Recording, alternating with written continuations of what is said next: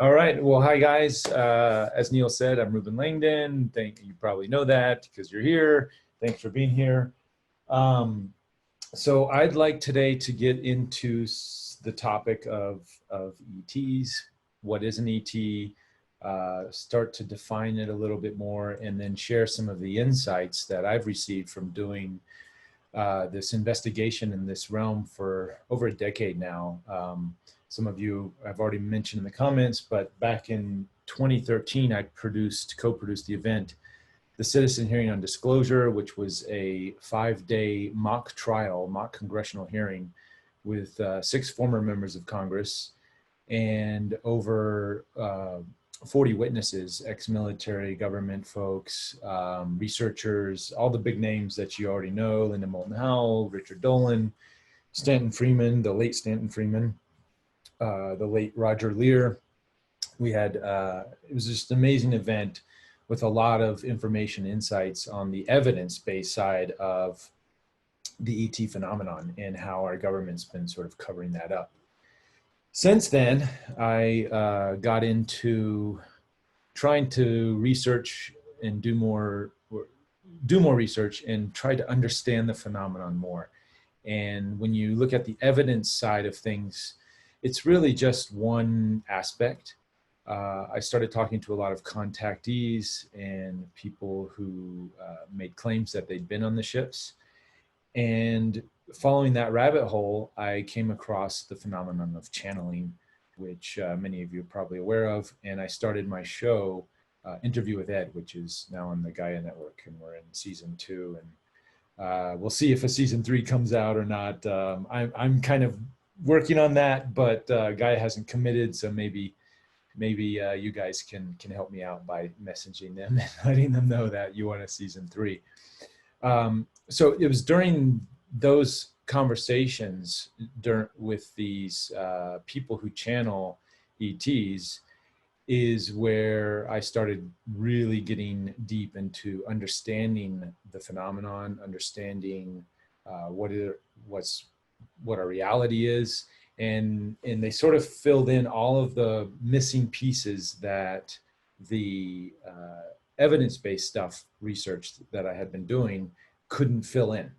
It was remarkable, actually, that all the evidence stuff and the contactees laid out a nice, clear groundwork for this type of research. But within that groundwork, there was lots of holes. And then just like a perfect puzzle, the channeled stuff just filled all that in and got me the understanding I have today, which is constantly expanding, constantly developing and evolving. So, so here I am today to share some of these insights, some of this knowledge that over a decade of research has come to fruition here. I'm trying to see, let's see, where did Neil, he told me about I'm trying to go into is it chats? Q&A, there it is. All right, so I don't have a full presentation. I have a presentation sort of prepared, but not a PowerPoint, because I like to interact with the audience and kind of gauge where they're at, because sometimes I can go a little too far, too fast, and go over people's heads, or maybe the audience might be, it might be boring if I'm going too slow. So I really would like you guys to give me feedback and ask questions during this process. And my first question for you guys is, do you believe in ETs? And I would probably assume the answer is yes. That's why you're here. But what I want to say is, with that belief, with that idea, it's going to vary from person to person. But what I guess the unifying part of that is that we all have this curiosity. And my good friend Jeremy Corbell, who was the director for the Bob Lazar film, if you haven't seen it, go see it. It's amazing. he was also on Rogan with Lazar and David Fravor, and he's deep into the evidence-based stuff. And he has this great saying called weaponized. He says, "Weaponize your curiosity." And I think what the idea or the belief of ETs, what it does is it really weaponizes our curiosity. It allows us to start digging and start going deep. And that's what happened to me back in 2007, when I had my first sighting and started, sort of had that red pill moment. And I want to share and use that. I want to share you guys to use that as a weapon to go further down these rabbit holes, to really understand the whole function of reality and the phenomenon. And we'll call it the phenomenon because I think it goes beyond ETs. Not that I think, I know it goes beyond ETs. And when I first started researching, I was like, ETs are real, but mermaids, fairies, gnomes, those things are all fake. Those are just fairy tales that people, made up or whatever. But ETs are real. And the further I went down this path to try to understand what is an ET, the more I got to understand that, well, all of it is sort of an ET, including the gnomes and the fairies and the elves and all of these other phenomenon that we associate as just out there stuff. So just reading some of the questions here. So using that tool that you now have of curiosity, we can go down this rabbit hole of trying to understand what's happening here. And what I've come to understand is that it's going to be a different understanding for each person based on their belief structures. And I kind of use this triad here, beliefs. I don't know if you guys can see this. Can you see this? Kind of go over here with it. Thoughts and emotions. This is kind of the triad that creates us. Each one an individual. This triad creates our vibrational frequency, which I'm sure you guys have heard a million times if you've been into this stuff. Nikola Tesla, he sort of says, his famous quote, if you want to understand the world or the universe, think in terms of energy, vibration, and frequency. Maybe you've got that out of order a little bit, but we are vibrational beings. Everything in the universe is vibrating at a certain harmonic, and our thoughts, emotions, and beliefs are the sort of the roots or the baseline of what create our vibrational frequency. And they're constantly shifting, as Bashar says, 1 billion times a second. But our baseline beliefs allows us to sort of experience this world, this reality, through a specific lens. And that's why I say this phenomenon is going to be manifested in a different way for each and every single one of us. We have collective beliefs. If you subscribe to a certain religion, or right now on the news or on TV in our societies and cultures, we sort of have these base beliefs that we subscribe to or we don't subscribe to. And we're seeing the UFO belief system sort of work its way into our modern day storyline, which is, as we can see, as I just mentioned, David Fravor and the Tic Tac UFO. Jeremy Corbell is doing an amazing job of really knocking on that collective wall to instill or do an inception moment with the collective belief system around the ET phenomenon. And of course, we have films and television to explain, to sort of give us ideas. Oh, maybe they're bad or they're evil and they're going to come and attack us. That's not really helping the situation in my opinion, but it is helping in just the idea that there's something outside of this physical reality we call the Earth experience that we can start to connect to. And the thoughts and the emotions come from our belief structure. So based on that specific belief structure, we start to think about these things. We start to then feel emotions about these things, which then allows us to experience things in a specific way. Now, some people might say, well, I never believed in ETs or UFOs, and then I had this experience.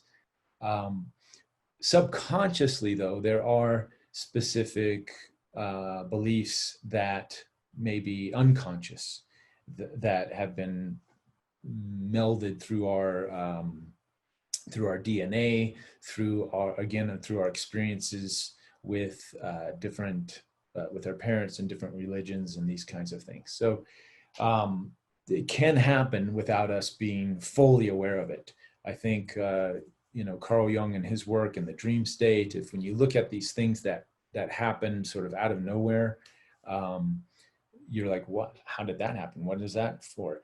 When you go and you do some deep subconscious work, unconscious work, working with these other deeper aspects of the self, then we can find that there is sort of a connection and a through line. So that's why the definition of this phenomenon, it can be all over the place. It's because we have a large world with 7 billion different people with different ideas and different ways of thinking. And what we're trying to do is unify this idea of an ET, so everyone can sort of have a basic understanding of what it is. However, until we get that unified projection, I think it's going to manifest itself for different people in different ways. Now, I'm seeing in the chat, I'm seeing different, all kinds of things, but I'm also seeing, okay, here we go in the Q&A. So what are ways that individuals can contact ETs? What ET species are welcoming, opening, being contact? So great, let's go there next. So when it comes to contact and contact work, this is something that I've been adamant about in the past couple of years. I just got back from Arizona doing a contact retreat with Lisa Royale, who has been in my series quite a bit. And she does amazing contact seminars. She used to work with Dr. Stephen Greer, and she was part of his CE5 team in the early days. So, and she's developed her own protocols in addition to the sort of the traditional, more well-known Greer CE5 protocols. And what we're finding through this contact work, through her version of the contact work, this experience we just had in Arizona, is it's not lights in the sky. It's not necessarily the typical UFO, the idea of a UFO flying through the air and flashing some lights and maybe landing or not landing or hovering or doing what it's thing. Yes, Lisa Royale.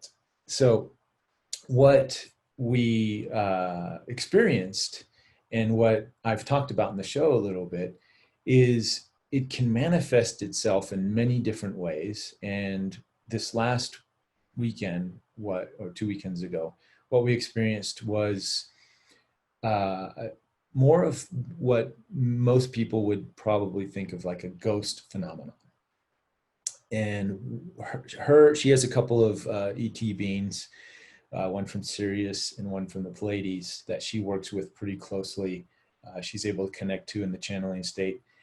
And what they were able to do is help because they're, you know, thousands of years more advanced, if not millions, than we are.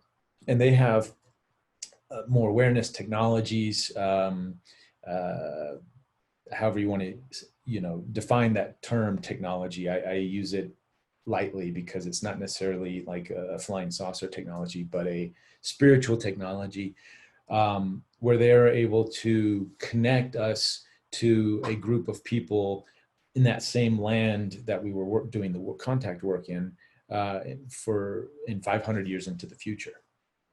And what we experienced was, first of all, this strange cloud formation started to form, and temperatures started dropping, but in pockets. It was really, some people described almost like a cold freeze when it was 90 degrees outside. Two people really felt a very, very sudden drop in temperature.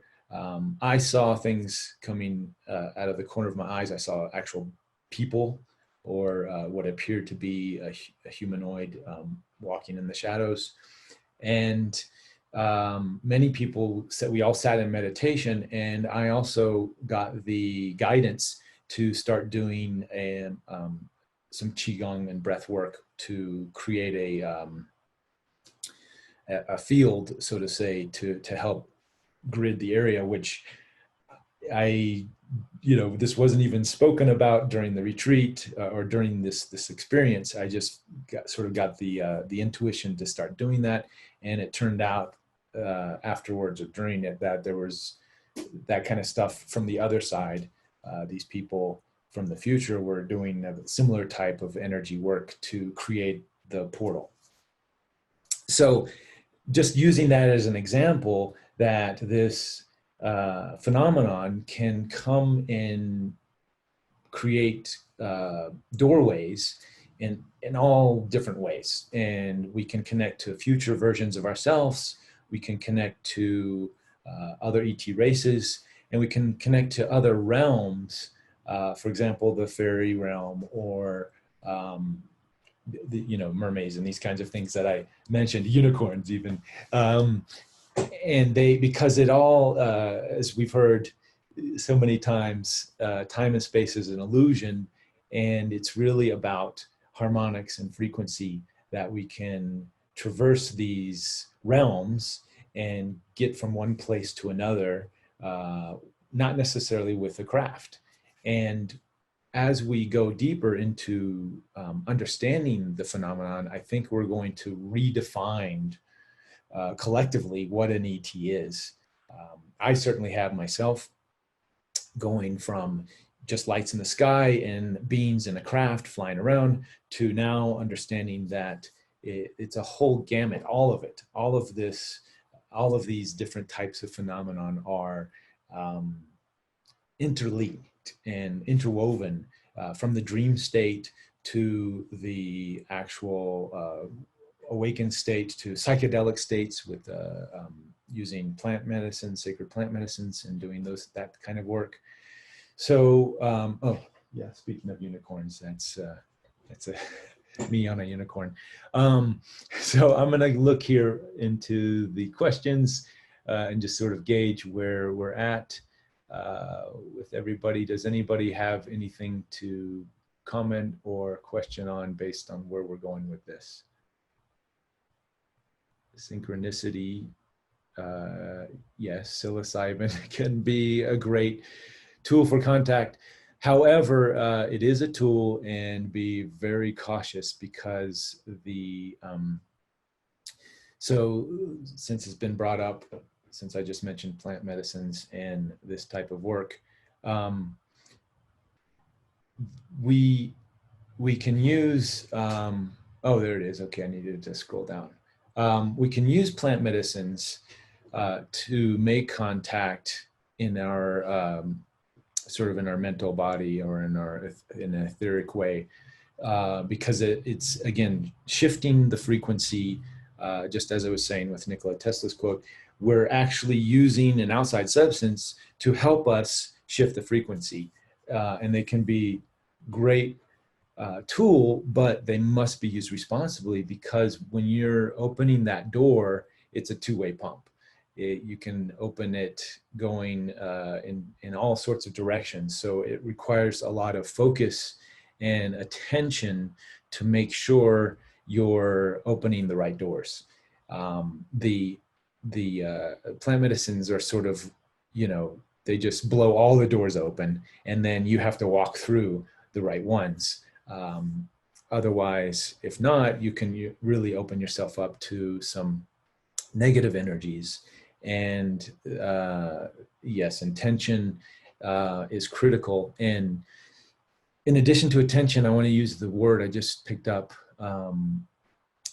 Well, we'll skip over that. Actually, it's going to be a little complicated. So, but yes, absolutely use intention, using meditation, typically using traditional indigenous shamanic ways of going into these sacred medicine circles is, in my opinion, sort of the safest and best way, because the shamans who use these plant medicines are experienced. They've traversed these realms. Psychonauts is a term we've used in our collective.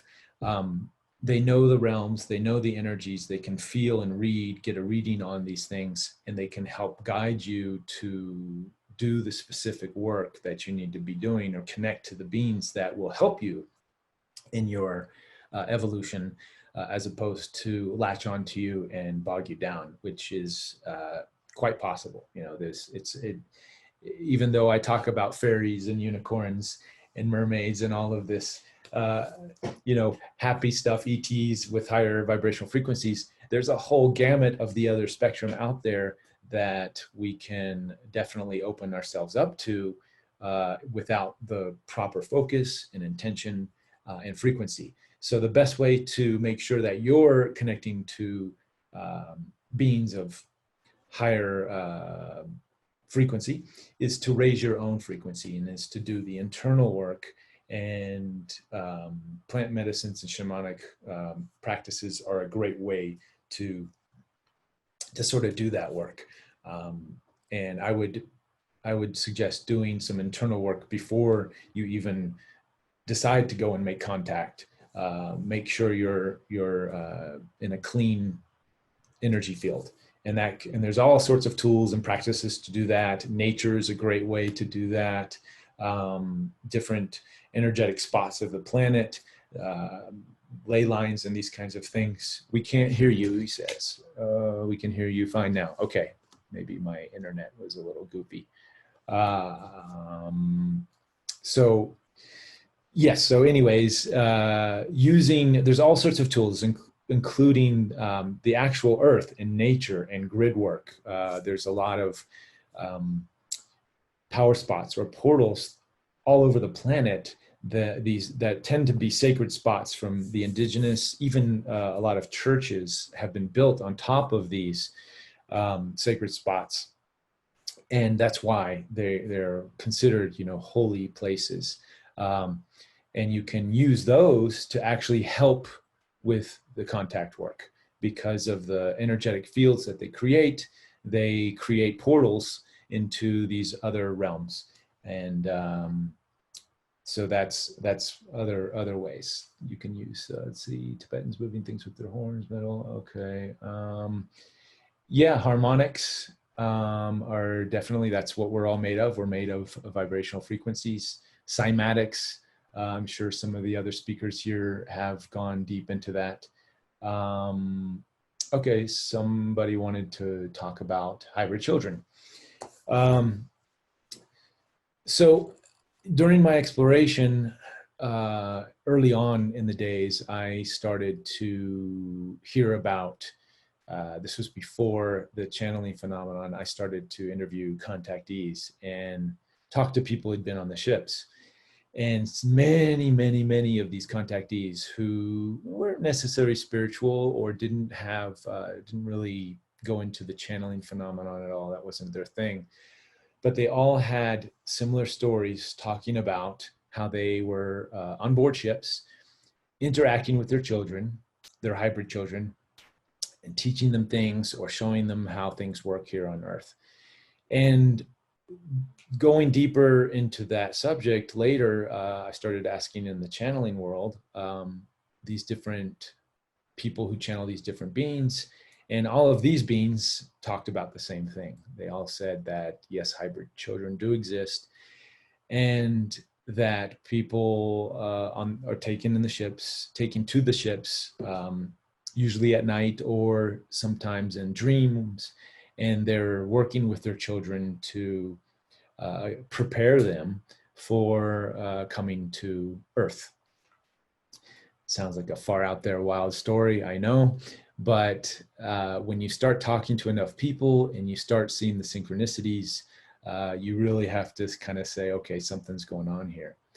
And the way I've interpreted it now is, if you look at what is, there's many different aspects of this phenomenon, and using the hybrid children aspect, let's sort of dissect that a little bit.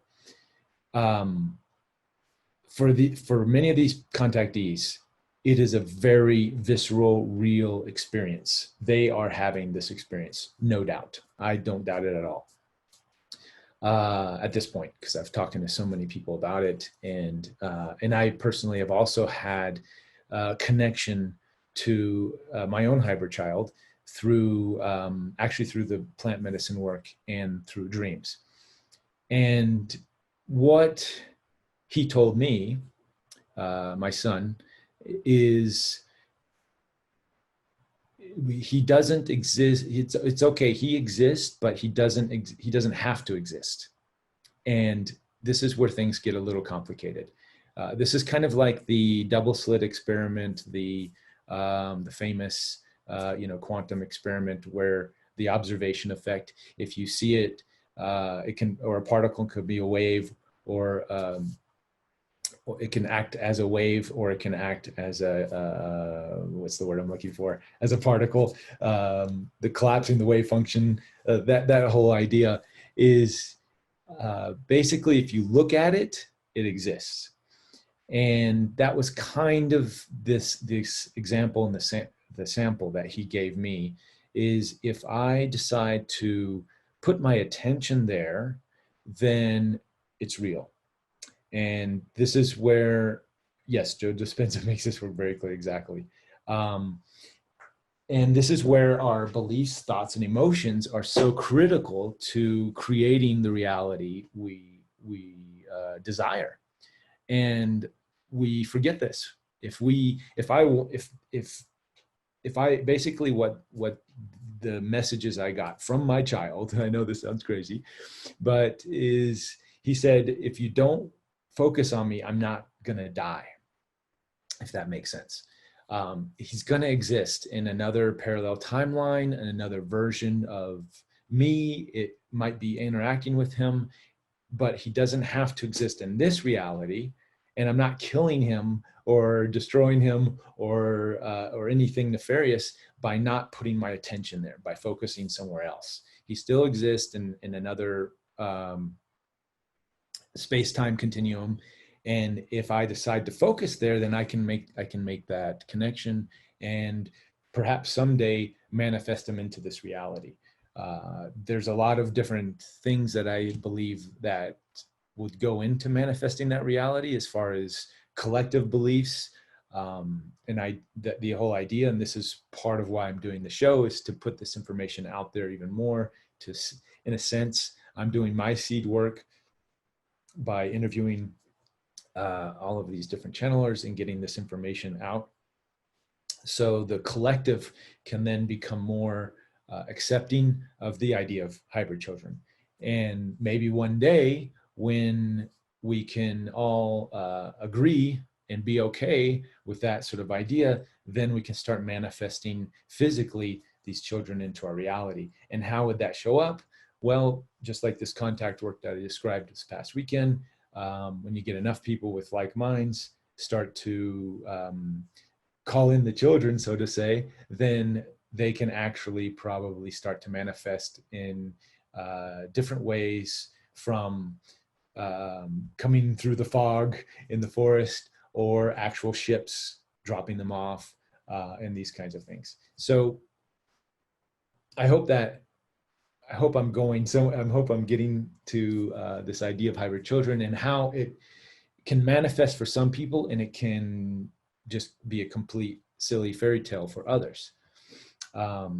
So, and that's like with everything. That's with the unicorns and the fairies and everything else. For some people, fairies are very real. They talk to them daily. They interact with them. We see some of our animals can do that as well. And you know, I believe it's a very real world. I believe there's fairies in our backyard.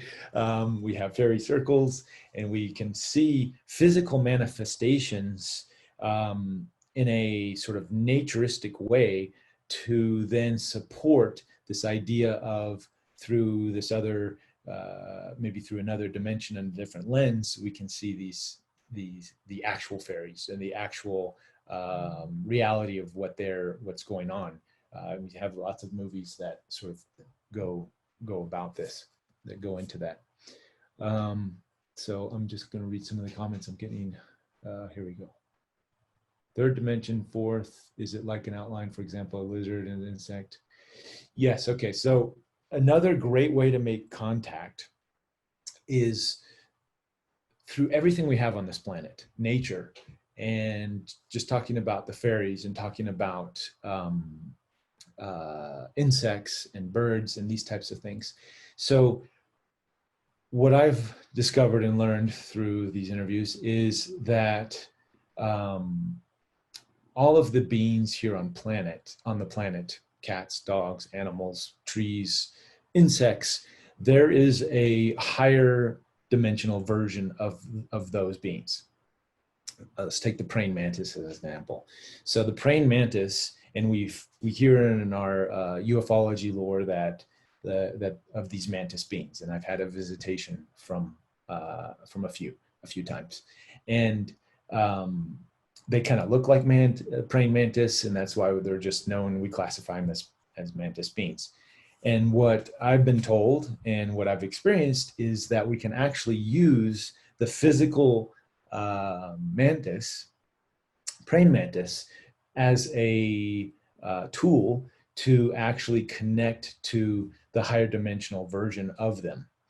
And this goes with all of the other insects and everything else in our reality, is that we can use any of those things as a tool. Cats, if you are a cat owner, I have a new cat that I'm connecting with. And cats, dogs, cats seem to be very multidimensional. I might be a little biased because I have a cat right now, but you can actually use them and connect with their energy to connect to a higher, greater version of them, just like we have sort of our higher selves in higher dimensions that we interact. You know, Daryl, who channels Bashar, and Wendy channeling the Palladians, also Lisa, who channels Sasha, the Palladian. These are all aspects of her or them from other dimensional realms, and they're able to connect to. Somebody asked about Roxy. Yes, she's connecting to all kinds of different versions of herself. And we can use anything as a tool to make that connection. And in fact, we are connecting to higher dimensional beings, just not aware of it, as we are looking at the fairy circles and seeing the growth of how the plant life may grow in a specific way. Well, we call those fairy circles because in another dimension, the actual fairies are doing some cool things there, and there's bleed throughs in these different realities where they are fueling that portal was maybe a little bit thinner in that spot, and we can connect to those areas. And that's why I was talking about using ley lines and other things to connect to these other realms. So there's all kinds of things we can use to connect these higher dimensional realms. In fact, we're doing it, we're just doing it unconsciously. And part of this third, fourth dimension, what's more of a third, I call it densities. And if you've watched the show, we've gone deep into understanding densities. And densities is sort of, the way I see it is dimensions is more of a sort of a space and time understanding, or a perception of space and time, where densities would be a label for different levels of consciousness. So we as humans are third density moving into the fourth. We're sort of in a transition period right now. And Rob has a great saying. He says the densities correlate with the chakra points. So we just think of us moving from sort of our solar plexus into our heart, and we can use this tool and sort of know that, you know, I know when I was a kid, we used to say, I've got a gut feeling that something's off. And now naturally we're just saying, my heart says, you know, so this is sort of a way to understand that there is an evolution happening from the solar plex chakra into the heart. Now, everything else, as we evolve, everything else simultaneously is evolving in these different states of consciousness. For example, our plants or our animals would be more of a second density consciousness and moving into the third density. So we can see how that is developing through all the many cat videos and dog videos on the internet, and how a lot of these animals are starting to form egos. And I say that not in a negative way, but they're starting to form personalities and have all kinds of things that maybe back in the day animals probably didn't have as many. Maybe it's because we have the internet and we can put a lens on these things. But personally, I never saw as many unique individual plant or animals as I do now. And we're starting to see different interactions of animals. They're letting their walls down as far as if you see all these animals interacting with each other. I don't think that happened before. So different species of animals are sort of caretaking for each other. And we can see that reality, the animal kingdom is also leveling up. We're leveling up. Plants, as we elevate, we can then communicate with plants in a more cohesive way, because their frequency is also raising, and they're shifting into more of a third density consciousness. And the minerals and the rocks, and we're seeing this with crystals, and how we're starting to communicate with crystals more and more. And actually, crystal skulls, a lot of people have experiences with those. I've interacted with some myself, and we're seeing this entire evolution happening, this big evolutionary jump that's starting to happen right now as we're going through this ascension process, some people like to label, or transition, basically going from third to fourth density. So the dimensions, as our consciousness expands and our awareness expands, so does our perception of reality. And that's where we get to see the expansion of dimensions, going from, say, fourth to fifth dimension. We're in a fourth dimensional, Einstein and everybody says there are 4 dimensions in our reality, sort of the X, Y, Z, and and then space time. So if you guys know, I forget which is which, but so I probably got those out of order. But basically, space-time being the fourth component, space and time being interconnected, and you can't pull one out from the other. As we're expanding our consciousness, we're starting to get into a non-linear way of seeing things, or I should say not seeing things, experiencing things. So this is why many of the ETs and other beings can sort of traverse space and time, is because they're not bound by a linear sense of time. And as we move into these higher densities, our awareness and understanding of how space and time works becomes more fluid. And we're seeing this with inventions like time crystals, that it's like a perpetual motion thing that basically is what were they saying? It's like a new state of matter, and it can do all kinds of crazy things, basically bending our understanding of linear time. So these are all of these examples are starting to pop up as we evolve, and I'm seeing constantly, daily, new discoveries, new things that are just proving that we're moving very rapidly. And I'm just going to go to the questions now. So in your experience with your hybrid child and the program that facilitated child to come, do you feel that your free will has been influenced or violated in any way? Or do you recall your decision to choose and participate in the? So great question. I guess everybody can see the question. So this is from an anonymous attendee. So the idea of the free will being influenced or violated, I would say no, because one, there's an aspect of me that agreed to that interaction.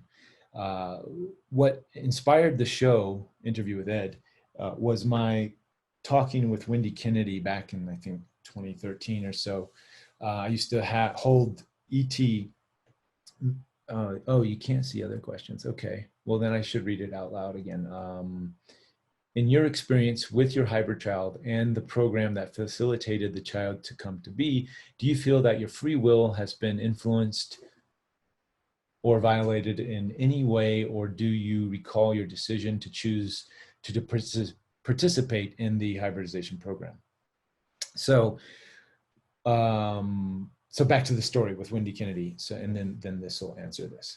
So, I used to have these ET media meetup meetings at my office in the marina. I had a motion capture studio, visual effects studio, and I had a large space. So the first Tuesday of the month, we invited people in the industry to come over and hang out, and we had special guests, and we talked about ETs. It was a fun time. And Wendy Kennedy showed up, started becoming a regular. Daryl, this is before I even knew Wendy was a channeler. Daryl Anko was a channeler. Nora Harrell, they all came to these meetings. Little did I know that they were these famous channelers. I was talking with Wendy one night after we wrapped, and she told me at the time, with the most fascinating thing, I was talking to her about abductions, and she said, well, it's a soul contract. And when she said that, the light bulb went off, and it seemed to fill in all of the gaps for all of the questions that I had about the abduction phenomenon. And so basically, what is a soul contract? So from my understanding from going into this is that going into the show is that prior to our incarnations on this planet, we make agreements with other species, other versions of ourselves, other dimensional realms that we are going to, we sort of like have a life review before we go into our life, right? So we say, this is the roadmap we're going to travel. Obviously, it could go this way or that way. There's many forks in the road, but we sort of agree to allow our bodies to be used for these certain types of experimentations. And then that idea of a soul contract is just that, is that prior to our incarnation, we're going to allow this to happen. Now, we then incarnate into this reality. We forget everything that we knew before, and we start from scratch, and we're going through this reality, making our choices, doing our thing. And all of a sudden, some of us realize we're on ships and are, if you're a female, your eggs are taken. If you're male, your semen's taken. And it's being used in these genetic experiments to sort of create hybridized children. Crazy. But just like my hybrid child told to me, it's something that we can choose to, in a sense, ignore. The people who don't, who seem to can't choose to ignore it, it's my belief that subconsciously there is something there that they need to look at, that they need to go deep in to understand. And usually all the people that I've talked to that have gone inward and done some sort of spiritual work, that they come to terms to these experiences, come to terms in the sense that it was a soul contract, that it was not against their will. And some folks like Kim Carlsberg, famous abductee who used to work, she was the co-creator of Baywatch. She had horrific experiences for a long, long time. And then she said, I don't want this to happen anymore. I'm done with this. And she just literally commanded it to stop, and it stopped. A lot of times we forget how much power we have. We think we are the victims of certain things, and we let these things happen to us until we say enough is enough and simply command it to stop. And I've talked to many, many abductees, people who had sort of negative experiences. And when they said, no more, I'm done, it stopped. So I don't think these programs, I don't think the people being taken, it is against their will. I know a lot of people may disagree with me, but perhaps they haven't fully engaged their power of sort of incantation or demanding if they really wanted to stop, or other people who it's constantly happening to are actually invoking that kind of thing and wanting it to. So after my experience with the child, I sort of took that as, okay, I understand, thank you. And I've toyed with the idea, and I've opened that door a little bit here and there. But right now, just with my life and what's going on, I'm like, I can't handle a hybrid child right now. So guess what? I haven't had any contact unless I invite it in, unless I say, okay, I want to make the connection, and let's do that. And then I can do that. So hopefully that answers that question. Where are we? Seeing more and more. So mantis beings. Let's see what other questions we have. Okay, this is sort of related to the last one. Let's go here first. Is it possible that we go through this lifetime without having conscious knowing or contact with our hybrid children or ETs that we are working with unconsciously? Absolutely. I was having contact without knowing it until I did the interview with Bridget Nielsen, and she helped bring that child out.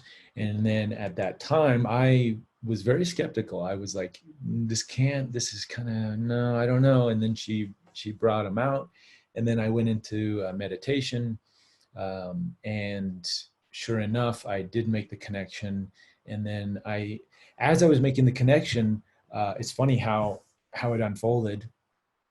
When I started making that connection, I literally started having past memories of times in my life where, for example, my mom had mentioned that she had been taken when she was young, and that I'd completely forgotten. And then I reached out to her, and she's like, oh yeah, I did have something, but she kind of forgot. And I realized that if you open that door, and if it's something that you want to pursue, in a sense, we will create the history. We will start to move into the vibrational frequency timeline that occurred. So to validate the reality for us even more. So it goes back to, you know, what are your beliefs? What are your thoughts and your emotions? They're creating the now reality, which then connects you to a different version, a different past than where you are right now. And if you guys want to get into time and how all that works, that's why I have the whiteboard here. That's a whole nother sort of tangent. But in a sense, yes, you can completely be oblivious, and that may not be your path. And guess what? You know, that's completely okay. It's not, my understanding of reality is that what we focus on, where we put our attention, is the reality that's going to show up. You know, vibrational frequencies, always thinking in frequencies. Excuse me. So I'm now pursuing this ET work. Prior to that, I was a stuntman and actor. It wasn't really on my radar until I started gaining the interest. And I could have, one timeline, I could have just pursued my acting and stunt work, left this world behind, and I would have been completely oblivious, and I'd probably be fine. I'd be living a different life right now. This work got my curiosity going. You know, I had this sighting in my curiosity became weaponized. I started investigating. I started digging deeper. I started shifting my vibrational frequency because my beliefs, my thoughts, and my emotions were shifting. Therefore, I started adjusting to a new timeline where the past started to form and support this new reality. Many people think the past is what shapes us. It's what now is what we're into, what we're focused on will then shape the past. And I probably should use this as a doorway to explain how time works. What's our time? I guess we're getting close, but let's end with this timeline explanation.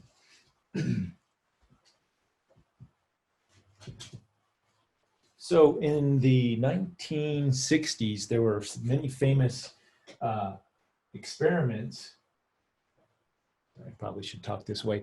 There are many famous, the SRI programs that the military did, Men Who Stare at Goats, if anybody's seen that film that talked about, you know, remote viewing and spying on the Russians using, you know, sort of telepathic means, but they were training people to remote view, right? And it's something that anybody can learn. I've been through a few classes, and it's not that difficult. We all have psychic abilities. We just have to learn techniques and things to help explore them and bring them out. But back then, we heard all these doom and gloom scenarios that the future was there was going to be a nuclear fallout. People were going to have to live underground to survive. And that was sort of a unanimous future projection. So people learned back then that they could not only spy on Russia and see where the nuke bases were being built and nukes were being stored, but they could also project into the future to see potential future timelines. I don't think they had the understanding of what those timelines, or that they could shift from timeline to timeline. They just collectively, they said 80% of the soldiers saw this reality, therefore it must be. And I think that's when they started building their underground tunnels and the networks, you know, for the end of the world scenarios. So what happened is you have right here that timeline. They're projecting to the future of, let's just call that doom reality. And over here, let's call this ET contact. Flight saucer. And because of the vibrational frequency that they're on, they can only see this reality. What you put out is what you get back. So if you're vibrating at a specific frequency, you can only draw and attract a like frequency. So of course, they saw that in the timeline that matched with them a doom and gloom scenario. But in reality, this is explaining the Mandela effect, by the way, as well. So if you guys want to understand that a little bit better. In reality, 10 years later, we have, let's say, the 70s, the 80s, the 90s, 2000s. But in reality, we don't move linearly in the timeline. We move, this a little bit closer. We move from side to side. So based on our evolution, we're shifting frequencies now. We're on this timeline. And then we may go up a little bit more, and then we're going to hop over to this timeline. And then we may hop back over here, and then we'll go over here, and then over here.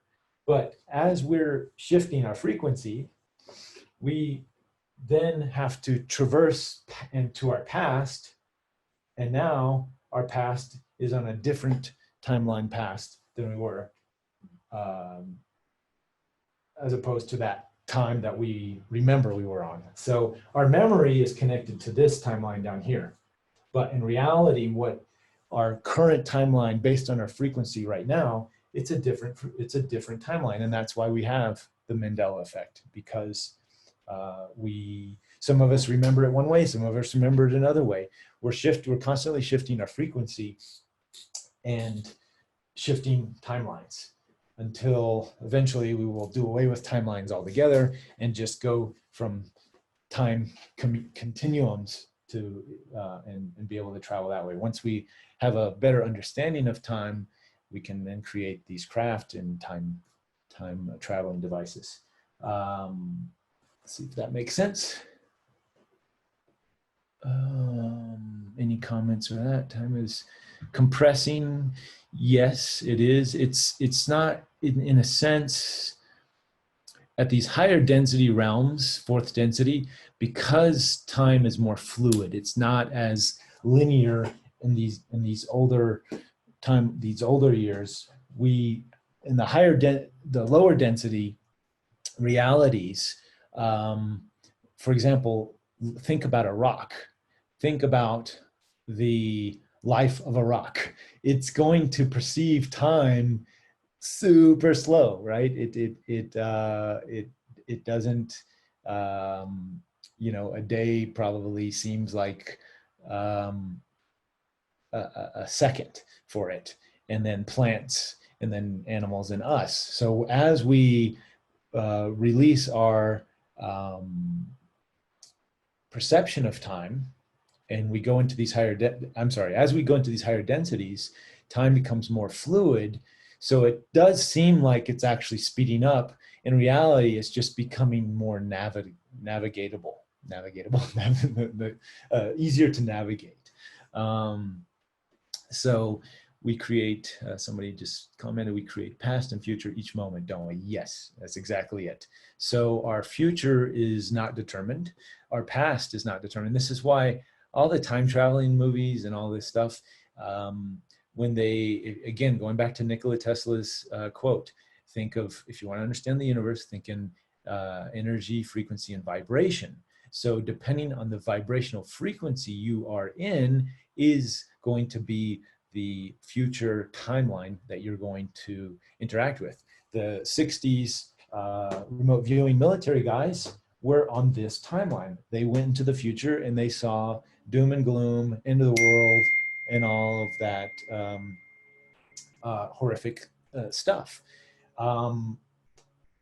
But there's a big gap of time in between that they can shift and adjust. And this is why we create time. If we were in the, say, fifth dimension or these higher density realms right now, we would be dead in an instant because of all the crazy, uncontrollable emotions, and the manifestation of things happens very quick in these higher densities.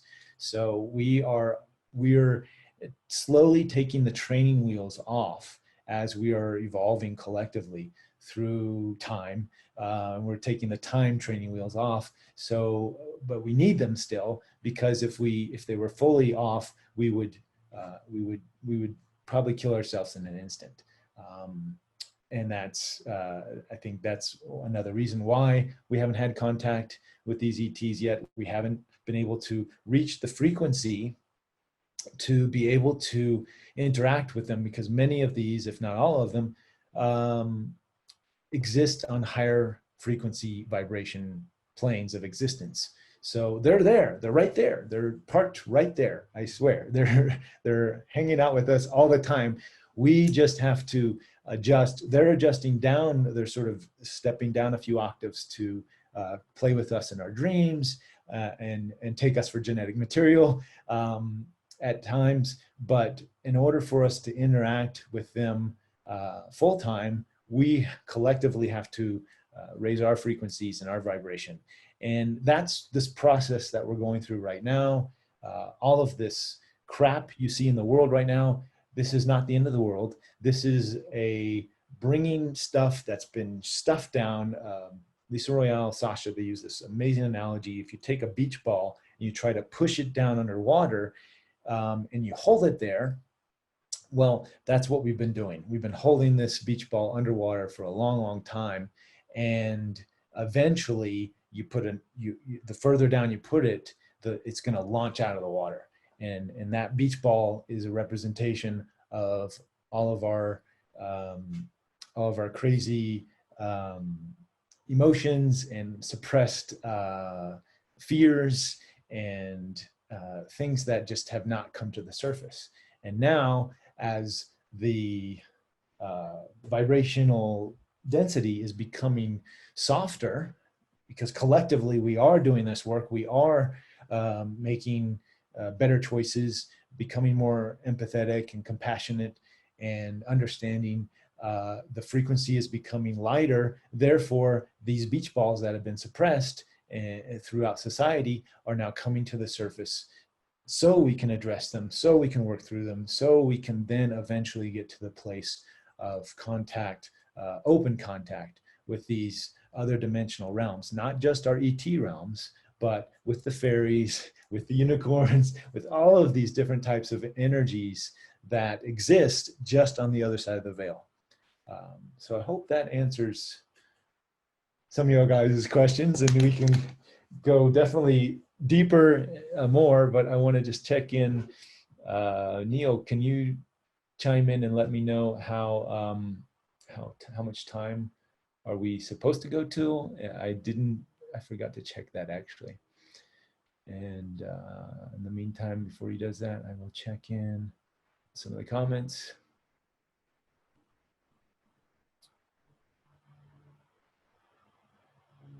Somebody mentioned Qigong, breath work. These are all tools to create a higher vibrations. Yes, to create, we're moving energy. We're energetic beings already, just by default, and to cultivate and to feel and understand this subtle Kundalini yoga, this work. These are opening portals that already exist. We're walking portals, but to harness and understand and connect with this energy that you know, the chi or the ki energy that goes beyond this world, and that energy, you know, in Star Wars they call it the Force, right? That energy can be harnessed and used to help us to explore these worlds and these other dimensions.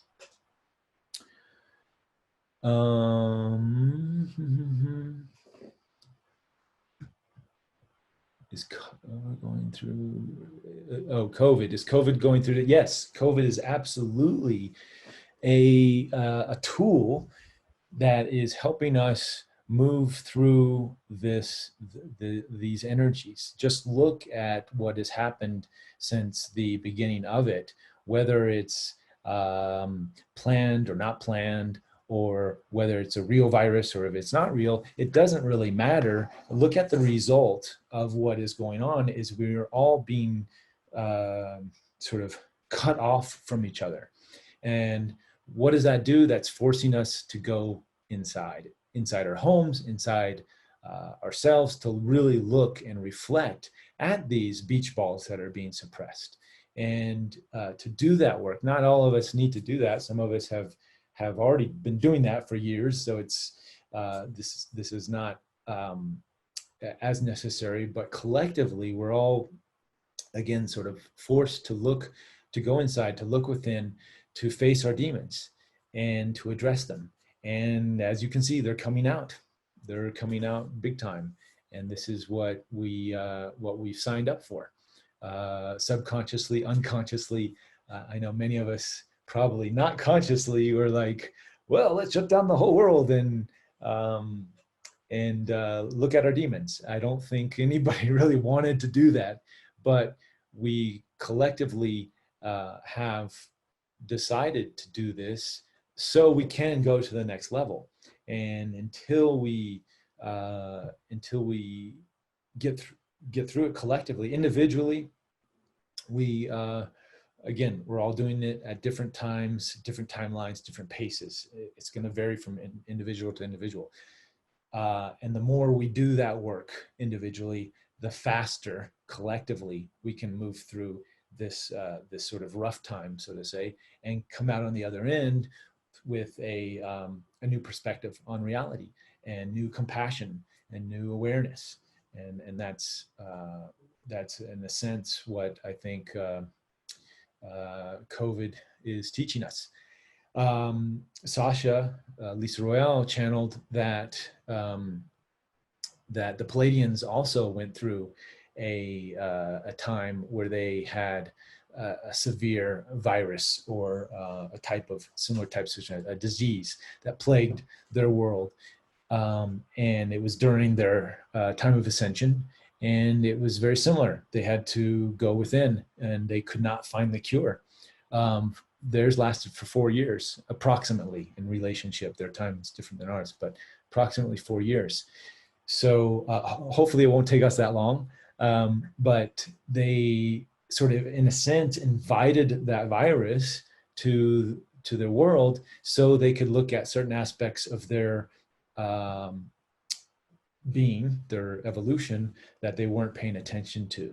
And most of it was facing their shadow. And that's exactly, I think, what all civilizations go through in order to get to the next stage. We have to, clean the gutter, so to say, so we can have a nice flow to get to the next stage of our evolution.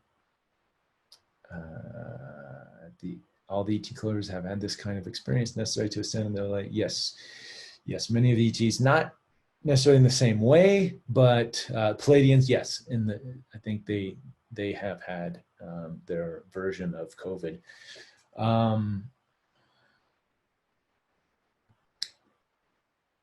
I'm just reading some of the other comments.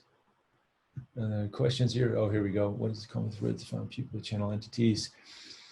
One of the most common things I've found through the channelers is that most of them are, or at some point were, actors. And it's interesting because I think actors, myself being an actor, it's, we train and we get ourselves, in a sense, into a channeling state where we are able to take on different personalities, to feel. It's sort of like wearing a different suit or a different profession. When you're an actor, you try to be as many different things as you can, and I think that's why actors can easily slip into the channeling profession, is because it's you're just trying on another hat, so to say. Does that mean that all channelers are just acting? In a sense, kind of, yes. But does that mean that they're not authentic with their channels? No. Is Robert De Niro or Christian Bale, are they not authentic in their performances? No, they are very on par. So I think that, yeah, actors is a common theme found in many of the channelers, and not all, but it is definitely a common one. Just trying to think of some other things. Many of them are contactees or abductees. Many of them have had that experience at a young age. They have memories of being on ships. Yeah, I think that's going to say, have you found non-authentic channelers? Let's see. I would say I haven't found well, it's difficult to say non-authentic. I have found channelers who might have a little bit of an ego, and that gets in the way. So, meaning everyone that I've connected with has, by the way, I haven't published all of the people that I've been connecting with. So I published the good ones, the ones that I resonate with. There's been a few that I have not resonated with. And that was simply not because they weren't channeling, but simply because I saw a little too much of the ego there, meaning the personal filter was a little too strong. And I saw that that could be problematic in the future, because when you're in that channeling world, I think you need to be humble, you need to be open, and let what wants to come through. And when you're filtering things a little too much, then your ego starts to take over, shifting your vibrational frequency, which we had up here before, but shifting that belief, that thought, then it becomes problematic, because your frequency is shifting, because the ego is getting in the way, you're now then attracting different beings, just like a different timeline. If you're here and now all of a sudden, and you're channeling, you're connecting to the being on this timeline, and your frequency shifts over down to here, now you're going to be connecting to a different future version of yourself, meaning a different entity is going to come through, which then could have some not so nice intentions. So luckily the channels that I put out on the show are all of super high integrity and they're just amazing human beings. Therefore, the beings that they channel, I believe, are of higher vibrations, and they're connecting to these higher energies that can give us great insights on to how to navigate this realm. Let's see, what else do we have? I see an actor commenting about the actor, yes, flowing in and out of these states. That's what actors do. I have channeled a little bit in the past, which we will not show because it's a little embarrassing. But well, actually, in the one episode I did with Barbara Lamb, she was able to regress me to a state to where I could channel. That was my first time experiencing such a feeling, such energy. And because she helped unlock that, or open that door, so to say, since then, this is in season 1, by the way, she regresses me, and I go into the channeling state. And because I could feel what that feels like, it gave me a better understanding, more empathy. So I could then, when I'm connecting with these other channelers and seeing how they connect and what they're feeling, I had a reference point. And then from then I was able to channel from time to time. It's not easy for me to slip into that state. It does take a little work, and it happens almost spontaneously. So I understand it, and I realize I'm the channeler of the channels, or I'm channeling the channelers with my show, and I think that's my position is to help get this information out in this way. I don't think I should become a channeler. I don't think I ever will in that sense, because I have my role as the questioner in my show. That's my form of channeling. All right. Somebody just watched that episode. Awesome. Yes, and some people can see me channeling for sure. All right, more questions. Yes, I do have a BS detector, which, you know, it's become more defined. You know, Rogan, I'm a fan of Joe Rogan. I like him because he's questioning, he's going down, he's asking these questions. He, you know, he's had Jeremy on the show. He wants to believe in ETs. He gives channelers, if you ever hear him talk about channelers, he's always giving them a hard time, calling BS. But at the end of the day, I believe everybody. You know, we, as I put up there on the board, you know, we're all having our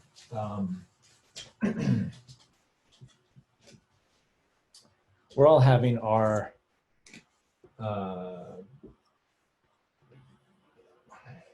beliefs. I'm probably spelling that wrong. And emotions. For each and every single one of this is different.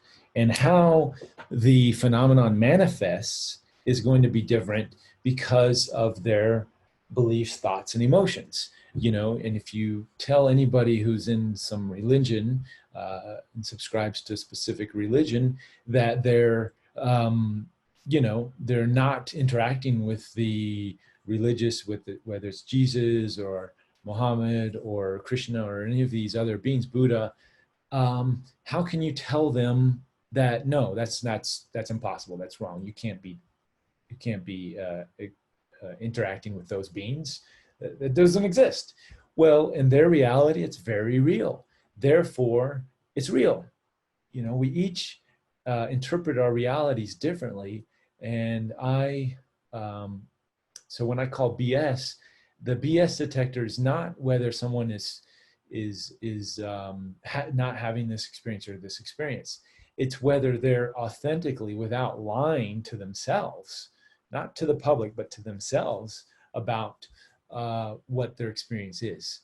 And some people may be exaggerating, or some people just literally have these experiences and they're sharing. And and if you're authentic with yourself, and if you really are having this experience, as most people who I've come into contact with are, then great. Let's find those connection points. Let's find where we can see eye to eye, and let's accept each other. And this is going back to what I opened with curiosity.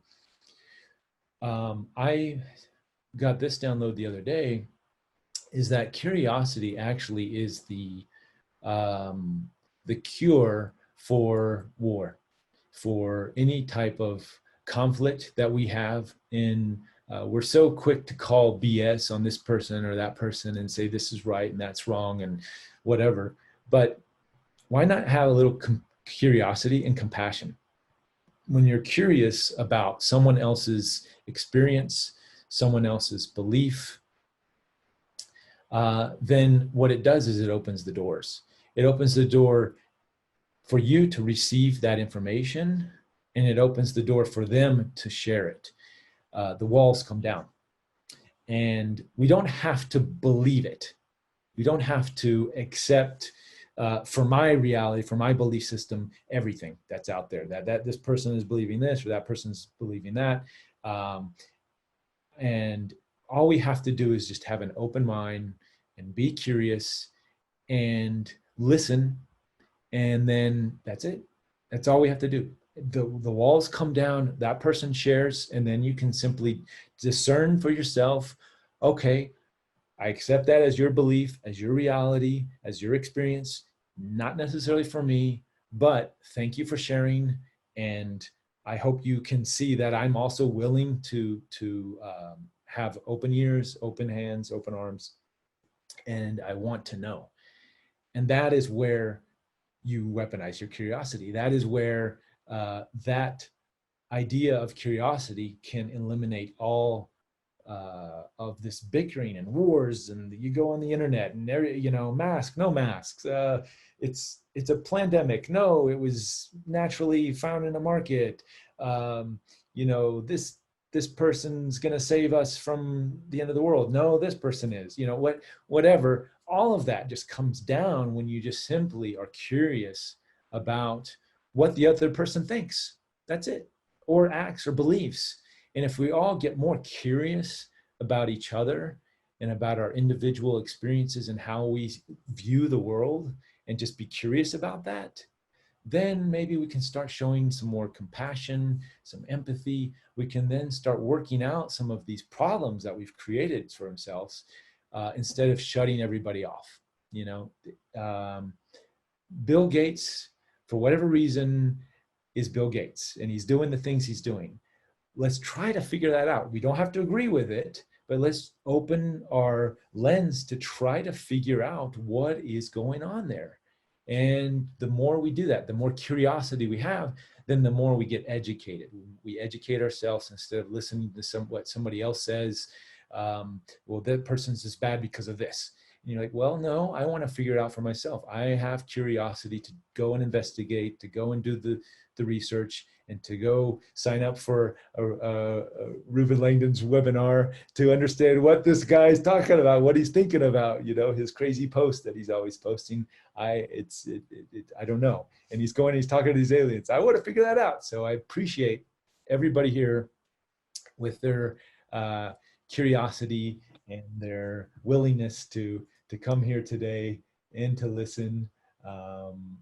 I really do appreciate it. I'm just signing on right here. Let's see. Oh, we're going to 2. I see we're going to 2, but guess what, guys? I have to use the bathroom. So I'm going to just run to the bathroom right quick and be right back. Sorry, I've just been drinking way too much coffee. Hold on. And I'm back. All right. Sorry about that, guys. I was like losing my train of thought there because I had to go so bad. And I'm going to drink some more coffee now that there's room to fit some more. All right. So we've got about another 30 minutes or so.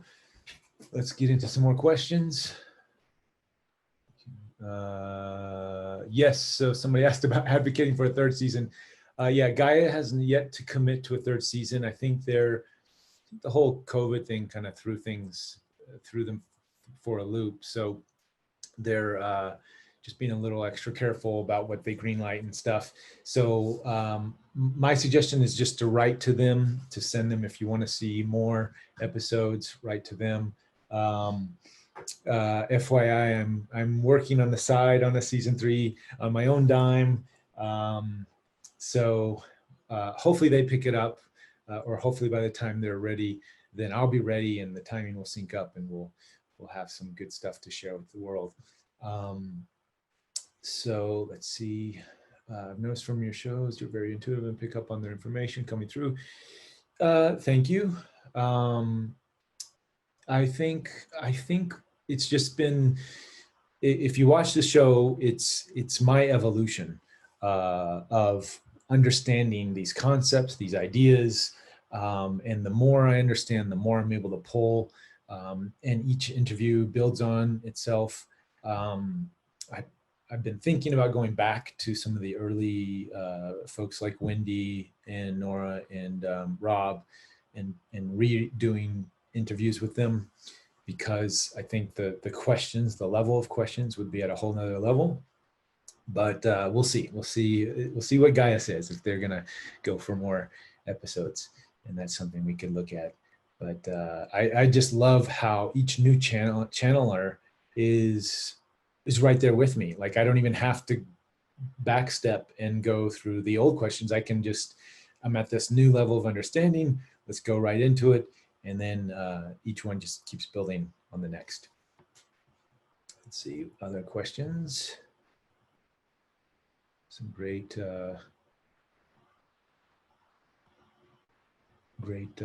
mentions of curiosity. Yes, curiosity is such a tool. Curiosity and discernment. I guess I should have left one thing open there, is as we become more curious, we also have to become more discerning of what resonates for us, to a certain extent, right? So by default, our curiosity and the types of things we're curious in is going to dictate the vibration and the frequency of what we're attracting to us. But being, I guess, discerning would be in the sense of always paying attention, sort of my meter, my BS meter, so to say, somebody typed in earlier, is that I pay attention to the frequency of the question of what I'm asking and the frequency of the answer. And funny enough, in that Barbara Lamb interview, the regression session with Barbara, I channeled and I blew my own mind as I was saying it in real time. That's when you know when you're channeling, is when your mind is being blown as you're speaking. I channeled the vibrational frequency of the question creates the answer to come through. So just by asking the question, it holds the same frequency that the answer holds. And when you ask it, you, by default, you're answering your own question with that frequency. You may not get it right away, but just by putting it out there, by meditating on that question, by holding that frequency of the question, I guarantee you, you will attract the answer. And in a sense, all of these questions for what is reality, for talking to the ETs, they attract me to these channelers who are able to answer these questions in a convincing way for me to then keep adding and going deeper and deeper, layer by layer. So, so that intuitiveness of asking the question will kind of guide your curiosity for attracting the right types of energies for your evolution. And going back to the discerning thing, I guess discernment really is not so much about what the information coming through, but really discerning is about you, discerning what questions you want to ask, what rabbit holes you want to go down, and discerning what the frequency of that is as you're going through it. You want to make sure that the vibration of these questions is going to be the best for your evolution, because there's a lot of dark paths that I could easily have gone, and I've gone down a few. I've gone down a few dark paths. It's easy in this day and age with all the shadow stuff coming out. So we just pay attention to the polarity of the frequency and which side of the frequency you want to be on.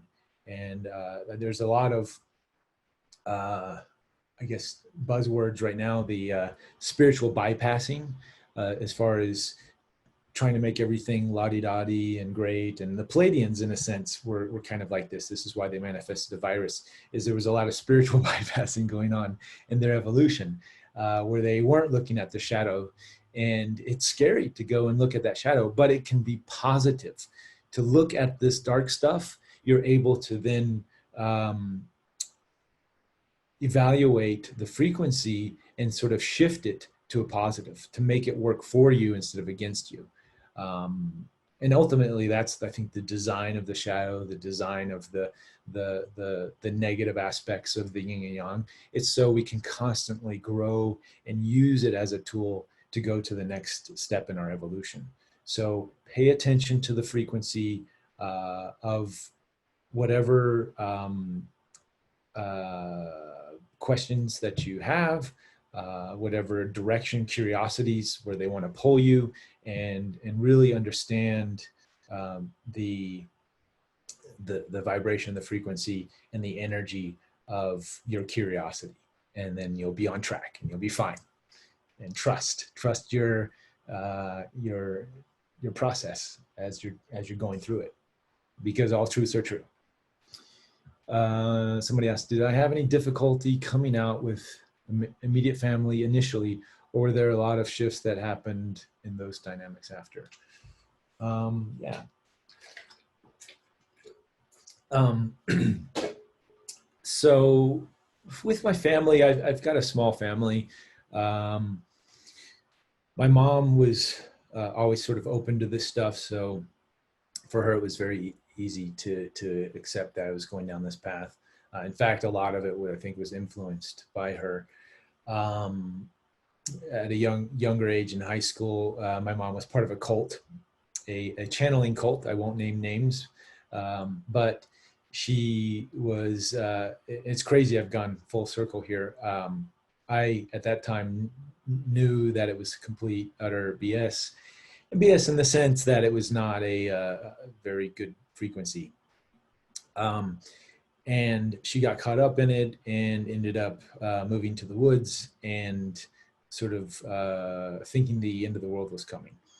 And I, just shook my head and disassociated myself from that reality as much as possible. Until finally she came out of the woods and says, well, maybe the world's not going to end. And I'm like, yeah, Mom, it's not going to end. You're crazy. But being in the cult, they were very open to UFOs and free energy and the psychic phenomena, these kinds of things. So I got exposed at a young age to these concepts and ideas.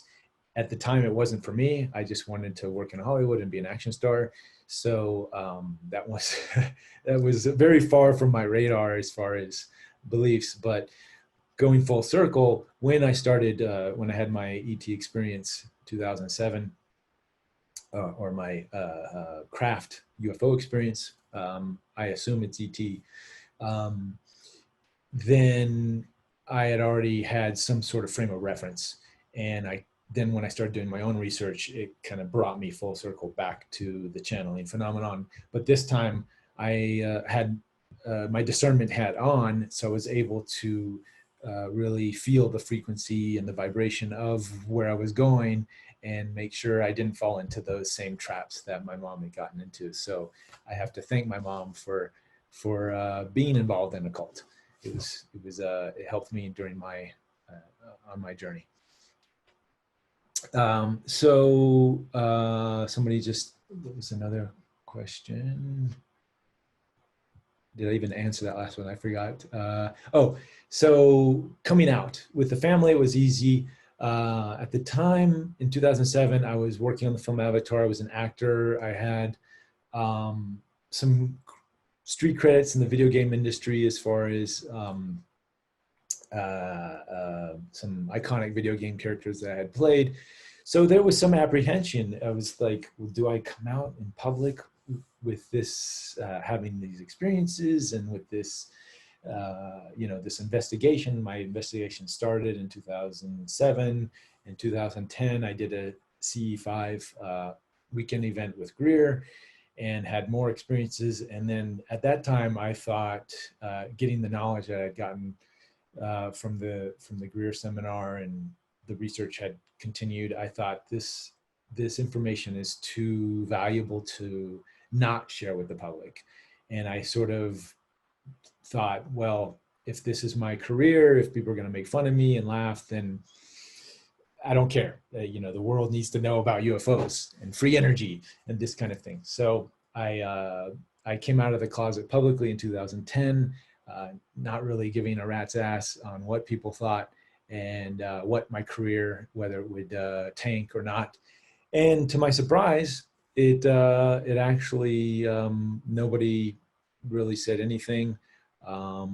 I think some people were like, oh, that's cool, whatever. And I was, I remember I was so scared that I was never going to work in Hollywood again. And that wasn't the case. So I have been attacked here and there. Newsweek did a hit piece on me a year ago. Funny enough, the year prior, they actually highlighted me in their, they did a special on contact and extraterrestrials, and I actually had a little write-up in Newsweek. And then a year later, now they're throwing me under the bus for believing in ETs and UFOs. So mainstream news, you're never going to please. They're all over the place. But I think there were some other agendas going on there to try to throw me under the bus. But otherwise, I mean, it's been nothing but positiveness, sort of coming out and speaking openly and researching and doing the show. And you know, during the citizen hearing, there was some funny things going on, because whenever you're messing with government and government agencies and military people, you get all kinds of weird energies, so to say.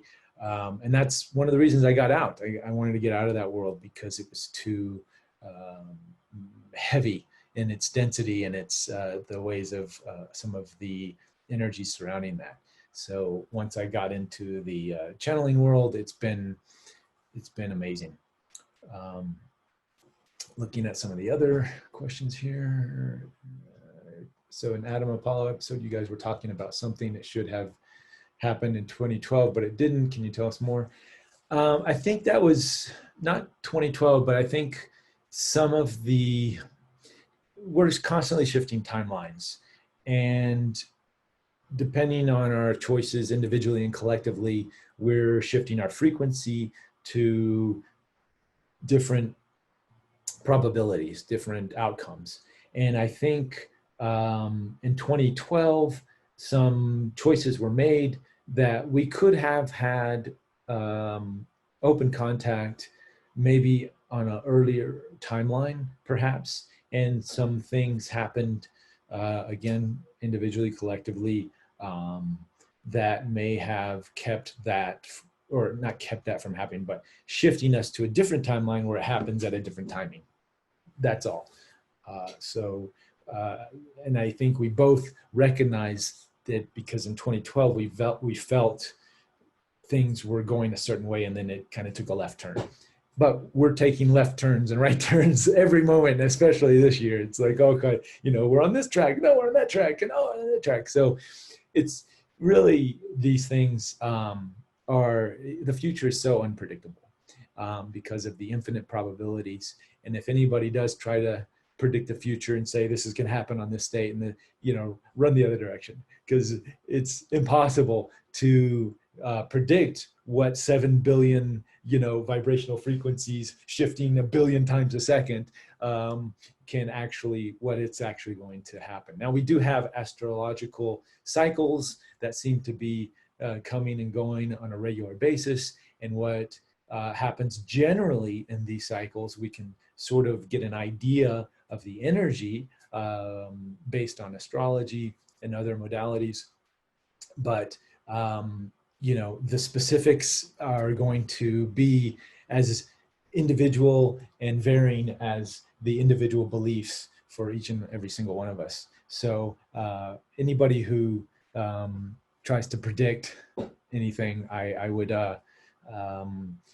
take it with a grain of salt, and don't really give it too much thought, other than that feels good. Okay, we'll see what happens. Because as soon as you start putting expectations on something, you're kind of setting yourself up for disaster. You're putting yourself in a very narrow frequency or vibration where things must happen this way or else. And then the or else actually shuts you down from other better possibilities that could happen. So, just be very careful with any types of predictions. Let's see what else we have. Questions. We love you. It doesn't matter what you think. Thank you so much. I agree. And I would say back at you with everybody, it doesn't really matter what others think about you. It's really about knowing your path, being firm in your belief structure, which will give you positive thoughts and positive emotions, and know that whatever, talking about predictions or expectations, knowing that whatever belief that you decide on could put you in that frequency of expectation or shut you down. One of my favorite Bruce Lee quotes, is using, well, Jeet Kune Do, his definition of the martial art he created is using no way as way and having no limitation as limitation. Because as soon as we start putting limitations or setting up a specific fixed way of how we have to do things, we then limit the frequency and the vibration that we're in, and then limiting the potential outcomes of what is even possible. And when we live in an infinite universe with infinite potentials and infinite outcomes, why limit yourself? Let's just take it one step at a time. There's really, in the now moment, you have a very, you have a select number of choices that you can do, a select number of things in that moment. And if you focus on those things and you choose the one that excites you the most, choose the choice out of all those choices that really resonates with you, then you're golden. Like that you'll climb that ladder as you go forward in space and time to the next available choices, to the next available choices, to the next available choices. And you just keep going. And as soon as you project that, you know, this is the way it's going to be, or this outcome, or this thing's going to happen, well, then you're cutting yourself off from all these potential choices down the road that could be opened up when you get there. And you're limiting your number of choices right now, as opposed to just following the maximum amount of number of choices. That's why keeping an open mind, having no limitations, and no expectations, to have as many possibilities to manifest themselves as can happen.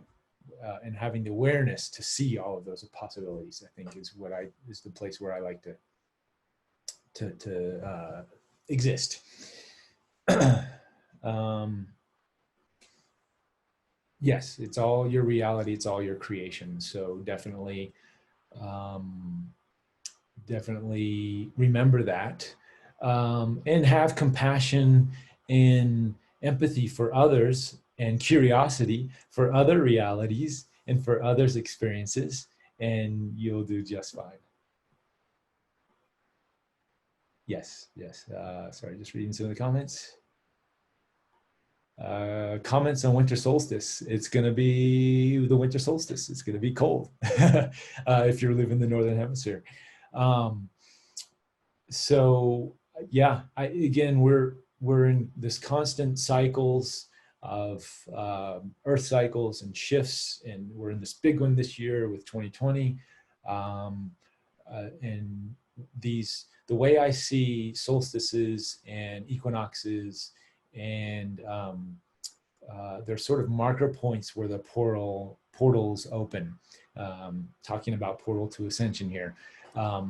We are, when you take two polarities, a positive and a negative, and you put them together, you create a portal. That's how we get rain, with high pressure and low pressure, and they combine, and, you know, literally pulling water from another dimension. That's how I see it. And, you know, nourishing the grounds, and nourishing the nature. So when you energetically, for example, doing qigong, like right now, if we just take our hands, rub them together like this, and then you can feel that tingling feeling. And if you start to go a little off, not directly, if you go directly, you can feel that push pull. But if you go a little off, you can sort of feel that sort of magnetic polarity that's going from the right and the left. So we, as energetic beings, have, you know, if you've watched the movie Thrive, or any of these other great movies that have been out in the past decade that talk about this, we have a toroidal field that runs around us, and it's spirals, and it goes in positive and negative, and we have both a male and a female aspects energetically to us. Now, when you harness that energy, when you can, and this is what the breath does, breath work, you're going positive, you're going negative. And when you do the push pull, when you do the qigong, when you do the energy work, you're maximizing both sides of these polarities. And as they get stronger and they're combined together in the human body or your field, you're creating a portal. You're literally enhancing the doorway to these other dimensions. As we go through solstices and we go through equinoxes and we go through these shifts from season to season, as the earth spins around the sun and it does its tilting and spinning, it also, in the night and the day, it is also opening and closing these portals. And that's why, you know, we have golden hour in the morning, golden hour at night, which I'm a fan of doing film work at those times, not just because of the lighting is super cool, but just energetically, you can feel there's a stillness there that that doesn't happen at any other part of the day, and it's magical. That's why they call it magic hour. And so those are the smaller openings and closings of these portals, and then you have the seasonal openings and closings, and then on these equinoxes. And that's why many indigenous in the moon cycles, and that's why many of these indigenous cultures do ceremony on these specific days, is because these portals are more open than they would be on just any other day. And there's cycles within cycles. So these major cycles, when you get an eclipse or you get a solstice or these types of things, then you find the doorway and the portals to these other realities are, the veil is very thin, and you can harness that and you can use that energy to make contact, to traverse in your meditations, traverse these other dimensions and make contact with future versions of yourselves or other dimensional beings that can help give you guidance on this and navigate this reality. So we're in a fractal universe. We're fractalized versions of another higher version. And when you look at fractals, and I suggest everybody go and do a little research on what they are and how they work, the geometry of fractals, the Fibonacci spiral is one of these, then you can see the connectivity of these different, if you look at these different dimensions through a fractalized lens, then you can see how it's all interconnected going in the upward and downward spiral, and use, again, these permission slips or tools like power spots, sacred sites, and solstices. And there's a reason why at these sacred sites where these ley lines interconnect, why they, on the solstice, summer solstice or winter solstice, and these equinoxes, where they come into complete alignment. And as we evolve here in our, a lot of this information has been suppressed, but a lot of this is coming out, and, you know, Portal to Ascension is a great means to get access to a lot of great speakers who have a lot of this information in much more detail than I have about using these portals to access different states of consciousness and different, and getting more information from these other realms to help us in our evolution on this planet. That's ultimately what it's about. Yes, it is about exploring these other dimensions and going out there, but we are incarnated here in this reality for a purpose. And my belief is we've all chosen in our soul contracts, unconsciously or consciously, to be manifested incarnate beings here at this time, right now, during this amazing time of transformation, so we can assist in Mother Earth, Gaia's, humanity's evolution, as walking portals, as ground, each one of us having this access to these other realms and other frequencies, a nodal point, so to say, to these higher dimensions. And just like when you put, let's say, the image that's coming to me, when you try to put nutrition in roots for a tree, and you take like the nitrogen, or you take different types of fertilizers, hopefully organic, and you plant them and you put them at the root system so the tree can absorb it, so it can grow and become beautiful. That's what us human beings, and especially the ones at this time who are paying attention to this type of information, and all of the speakers at Portal to Ascension, and what they're doing is what we're all doing, is we're nurturing the tree so it can grow stronger, more beautiful, and start blooming some flowers and go into these different realms in a smooth transition.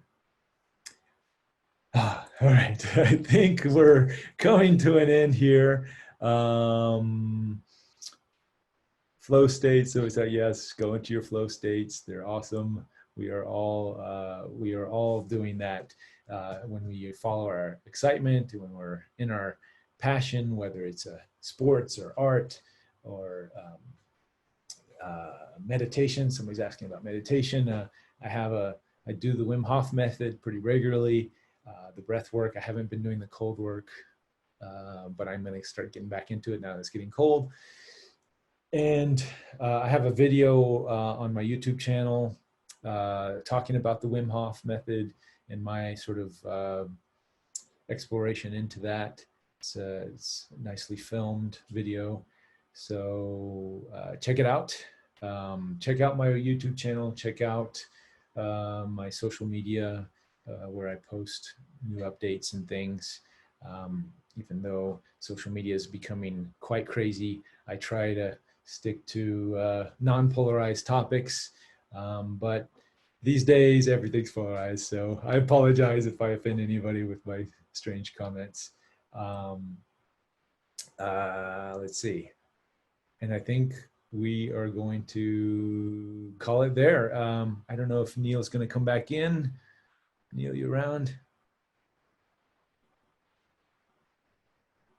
All right, I think that's just about it. So thank you guys. Please message Gaia for season 3, and I will continue to do my work, my play, following my excitement, and getting this information out to as many people as I can. And Gaia is a great platform to do that. Big thanks to Neil and Portal Ascension for hooking this thing up, and another great resource for information. So and yes, the Citizen Hearing on Disclosure, it's on Vimeo right now. It might be getting a little bit bigger outreach. We'll see how that goes. All right, guys, thank you so much. This has been fun. I love all your comments, and thanks for being the interactive audience you are. And